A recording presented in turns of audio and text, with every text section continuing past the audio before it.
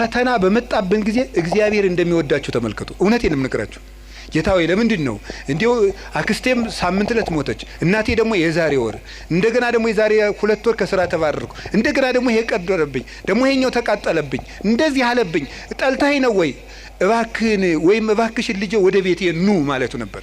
እንዲህ አድርገህ ትፈልገኛለህ ወይ ራስቼ ስለኖርኩ እማስታውስበት መከራ ሰጠኸኝ ተብሎ ነው መመስገድ ያለበት።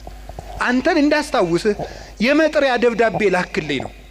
መጽሐፍ ቅዱስን ደብዳቤ ጽፎ ላከ፣ ንስሐ አባት ላከ፣ መጽሐፍትን ጽፎ ላከ፣ በቅዳሴ ጠራን፣ በትምህርት ጠራን፣ በመዝሙር ጠራን፣ ወንድሞቻችን ሲመጡ በመከራ ጠራን፣ አልተመለስንም። መጨረሻ ላይ ደግሞ የመከራ መልእክት ይልካል። እባካችሁ ኑ ነው። ለምኖ የሚያድን አምላክ እንደ እግዚአብሔር ያለ አለ እንዴ? ለምኖ እኮ ነው የሚያድነን። እንደምን ሰነበታችሁ አማን ነው ሰላም ነው ፒስ ነው የሚለው ሁሉ ጸበል ሲሄድ እግዚአብሔር ይመስገን የሚለው እንዲው እግዚአብሔር ማን ይተርኩሰን እንጂ ነው። እውነቴን እኮ ነው የምነግራችሁ። እግዚአብሔር ማን ይተርኩሰን። ምድር ጠቧችሁ እኮ የምትራመዱት ሁሉ ጸበል ስትሄድ ኩምሽሽ በቃ እንዲው ለተቸገረ እንድናዝን አረማመዳችን እኮ ልክ እንዲኖረው ንግግራችን መጠን እንዲያበጅ እግዚአብሔር ማን ይተርኩሰን እንጂ ተነግረን ሰምተናል እንዴ? እውነቴን ነው። ስለዚህ ስንቶቻችሁን እስቲ አሁን እዚህ ውስጥ ራሱ ብቆሰቁስ እዚህ ውስጥ እዚህ ከተሰበሰበው ውስጥ እግዚአብሔር በሚያውቀው እግዚአብሔር ነቅሶ ቢያወጣ ሲቸግራችሁ ወደ ቤተ ክርስቲያን የመጣችሁ ስንቶቻችሁ ናችሁ? ወይ ባል እንዴ ባለ ትዳሮች ሲጣሉ እኮ ነው ባጋባናቸው በ20 ዓመታቸው እኮ ነው ቤተ ክርስቲያን የሚመጡ ሲጣሉ ነው። ይሄው ከተጋባና ዓመታችን ነው ምላትን አትሰማኝም ምንም አታዳምጠኝም ማለት ይጀምራል ማለት 20 ዓመት ጠፍቶ ኖሮ ምናምን መከራውን ነው ተደዝድዞ ነው እዚህ ወዲያ መከራችን ምን ተመስገን ነው እንኳን መጣችሁ። ዋናው መሸም ነጋም መምጣታችሁ ነው። ቅዱስ ጴጥሮስ እንደተናገረ ወርቅ የሚጠነክረው በመከራ ነው፣ ተፈትኖ ነው የሚጠነክረው። እኛም ጠንካራ ክርስቲያኖች እንድንሆን ስለሚፈልግ ክፉ ነገር ወደኛ እንዲመጣ ያደርጋል።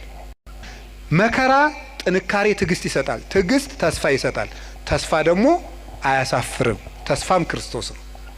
ምንም ነገር በሽታ ሊሆን ይችላል፣ ማጣት ሊሆን ይችላል፣ እንግልት ሊሆን ይችላል፣ መገፋት ሊሆን ይችላል፣ ስም መጥፋት ሊሆን ይችላል። አርብ ነው። ማጣት ከሆነ ጌታችን ልጆቻችሁ ሞተውባችሁ ወይም ጥለዋችሁ ሄደው ክደዋችሁ ከሆነ የወለዶቻቸው መናፍቅ ሊሆኑ ይችላሉ። ጠብቁ። ግን ልጆቻችሁ ቢክዷችሁ ክርስቶስም ልጆቹ ክደውት ብለዋል። አርብ ክደውት ነው ያለው። ከአንድ ከቅዱስ ዮሐንስ በቀር አናውቀውም ብለዋል። አታችሁ ከሆነ ክርስቶስም ልብሱን አጥቶ ተገፎ ነው ያለው። ስማችሁ ተጠፍቶ ከሆነ ክብር ምስጋና ይገውና ወንበዴ ሲባል ሲሰደብ ነው ያለው። ስሙ ኢየሱስም ሲሰደብ ብሏል።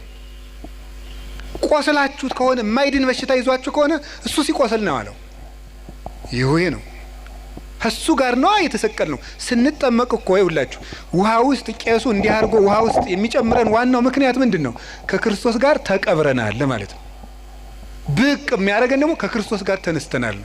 አንድ ባይታው ያሉ ነው የተባለው አባ ቤት እንደው ጸልዩልኝ ምን ይል ጸልይልህ እንደው ቢናገሯት መሬት የሆነች እሺ፣ ምንም በቃ እንደው ጥበበኛ የሆነች እሺ፣ ሰርታ የማትታከት እሺ፣ ያዘዟትን ምሰራ እሺ፣ አንድ ነገር የማትቀየም እሺ፣ ንግግሯ ለስላሳ እሺ፣ መልኳ ይቀረሽ የማትባል ሚስት ስጠይ ብለው ይጸልዩልኝ።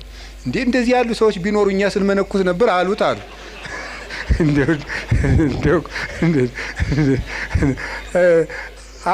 እንደዚህ አሉት ይባላል። እንደው ይገርማል እኮ እንደዚያ ስላችሁ ጊዜ ግን እኛ ሴት ጠፍቶ ነው የመነኮስን ማለት አይደለም። እሺ እንደው እናንተ እኮ ክፎች ናችሁ። እንደው እንደዚያ እንዳትወስዱት ደግሞ ማለት ነው። እንደዚያ ሳይሆን ምን ማለት የመሰላችሁ ይውላችሁ በቃ እንደው ምድር የሆነ እንደው ትንፍስ ማይል እንደ የተደላደለ ሰው ስጠይ መድኃኒዓለም ይላል። ተው እንጂ እንደዚያ ያለ ሰው የሚገኘው ገነት ስትገባ ነው። የለም እንደዚያ ያለ ሰው እወቁት ነው። አውቀን መግባት አለብን። እግዚአብሔር ገሃነም እንዳይበላን እኮ ነው ትንንሽ ነገሮችን የሚተረኩሰን። ገንዘቦቻችን በማሳጣት ዘመድ እንዲሞትብን ጓደኛ እንዲለየን በማድረግ ከሹመት እንዲሻሩ እንድናጣ እንድንዋረድ ኃጢአት ስንሰራ የሚያዋርዱንን ሰዎች በመላክ ሰዎች እንዲደርሱብን በማድረግ